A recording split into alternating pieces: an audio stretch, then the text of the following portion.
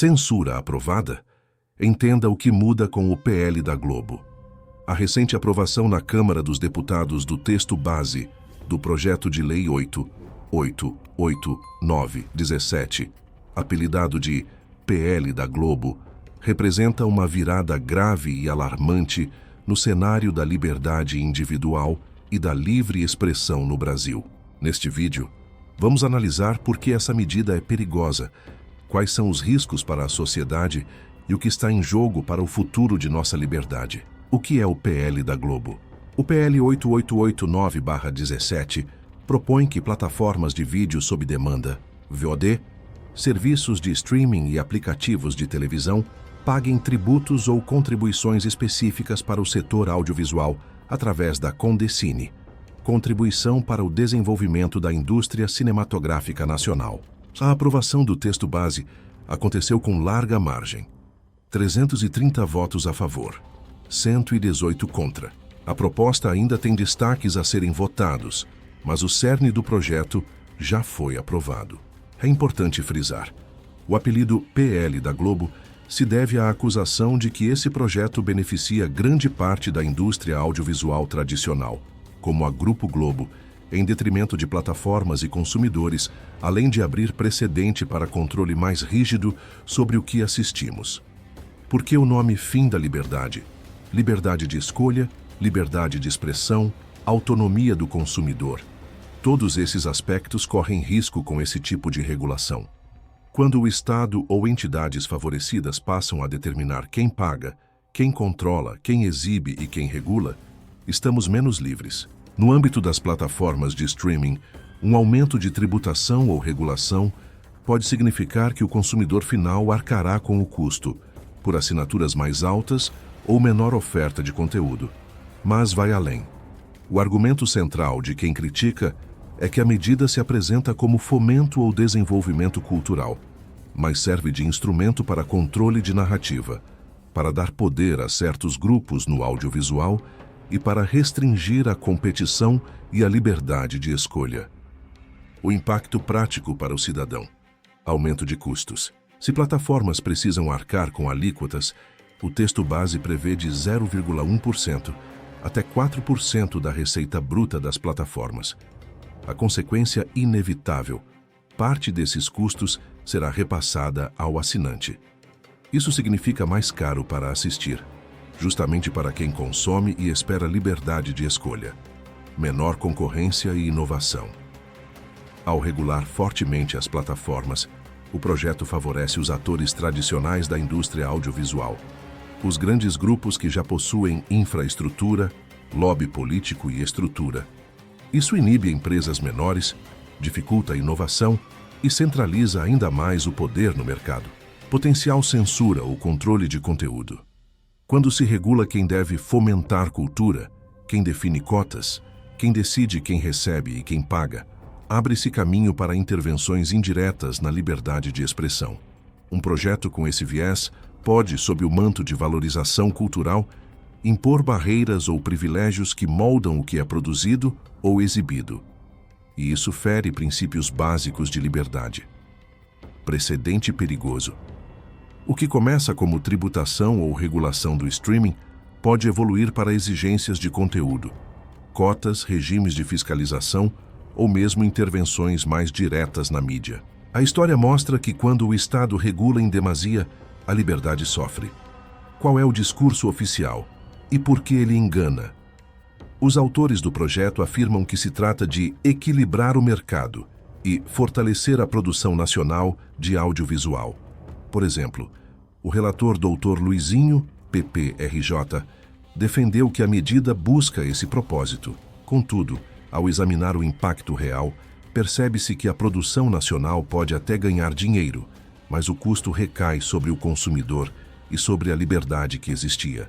Além disso, equilíbrio não se constrói com regulação pesada, e sim com um mercado livre, competição e inovação genuína.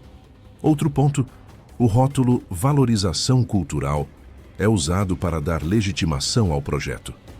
Mas não se trata apenas de valorizar cultura. Trata-se de impor impostos e regular o que era livre. Netflix, Prime Video, YouTube e outras plataformas serão taxadas para bancar uma nova Rouanet do streaming, disse um parlamentar crítico. Se a lógica for essa, imposto mais regulação, mais favorecimento de poucos grupos, então chama-se controle, não fomento. A liberdade de escolha está em xeque. Quando o consumidor escolhe entre plataformas, tipos de conteúdo, modelos de assinatura, espera-se que essa escolha seja livre, sem que o Estado ou oligopólios determinem quem produz ou quem paga. O PL da Globo reduz essa liberdade, pois aumenta os custos para o usuário. Pode estreitar a oferta ou elevar preços. Pode favorecer quem tem lobby, infraestrutura e poder político. Pode servir de mecanismo indireto de controle cultural ou ideológico. Quando a liberdade de escolha é limitada, perdemos. E isso é irreversível de certa forma. Uma vez que se abre esse tipo de regulação, é difícil retroceder. Por que isso interessa ao conservadorismo? A defesa da liberdade econômica, do mercado livre e da responsabilidade individual são pilares essenciais para quem acredita em sociedade livre. Regulamentações excessivas corroem esses pilares. Além disso, o controle de narrativa e intervenção estatal ou de grandes corporações no que assistimos ou consumimos é tema que ressoa fortemente com a defesa da liberdade de expressão, do pluralismo e da autonomia individual. Não se trata apenas de streaming ou audiovisual, trata-se de princípio. Se permitimos hoje que se crie um imposto ou regulação para a cultura, amanhã veremos mais controles para a imprensa, para redes sociais, para plataformas emergentes. A queda das liberdades começa sutilmente. Taxas aqui, cotas ali, regulação acolá. Até que o sistema esteja tão pesado que o cidadão comum não reconhece mais que está sendo regulado. O que fazer? Mobilização e conscientização. Fique informado. Não aceite manchetes complacentes ou editoriais que minimizem o impacto. A aprovação do texto base já é um passo muito grave. Leia o que o projeto realmente prevê. Alíquotas, quem paga, quem fiscaliza, quem atende. Pressione os parlamentares. É fundamental que cidadãos façam pressão. Enviem e-mail, telegrama, mensagem, comentem nas redes sociais com os deputados que representam você. Mostre que não estamos alheios ao que está em jogo. Mobilize a opinião pública. Compartilhe artigos, vídeos, posts sobre o tema. Quanto mais se fala, mais difícil fica para que o debate seja abafado ou normalizado. Defenda o mercado livre. Não permita que o argumento de valorização cultural sirva de escusa para controle e taxação. Valorizar cultura não precisa significar comprometer liberdade. Acompanhe o Senado. O texto aprovado é o texto base, mas ainda haverá votação de emendas e destaques. A dívida de liberdade ainda pode ser revertida, ou ao menos conter os danos, porque o momento é crítico. Vivemos um período em que as liberdades estão sob pressão, e não apenas no audiovisual. A aprovação rápida desse projeto mostra que certos setores do Congresso desejam avançar em regulação sem o debate amplo, sem transparência total. Quando se aprova algo com urgência, ou atropelando oposição menor, a consequência é que a sociedade não acompanhou, não entendeu completamente e fica refém de uma nova regra estipulada sem participação plena. Esse tipo de processo enfraquece a democracia, enfraquece a liberdade. Além disso, quando grandes grupos, mídia, corporações audiovisuais, plataformas tradicionais entram na equação de regulação, não estamos mais apenas lidando com liberdade econômica, mas com poder concentrado. E isso é incompatível com uma sociedade de indivíduos livres. Cenário futuro, por onde essa bola pode rolar. Maior taxação. Se 4% da receita bruta já está em jogo, pode haver extensão para outras áreas ou plataformas conexas.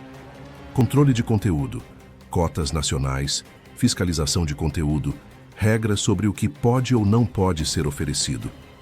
Favorecimento de grupos tradicionais. Empresas menores ou internacionais podem ser prejudicadas, beneficiando-se oligopólios nacionais. Efeito dominó na liberdade de expressão. Se plataformas são reguladas, redes sociais, podcasts, streaming ao vivo podem ser alvos em breve.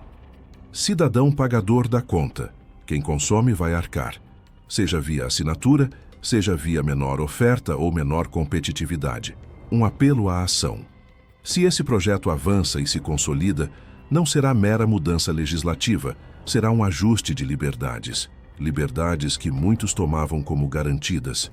Liberdades que formam o alicerce de uma sociedade aberta, econômica e culturalmente. Não se trata de estar contra a cultura ou contra a produção nacional.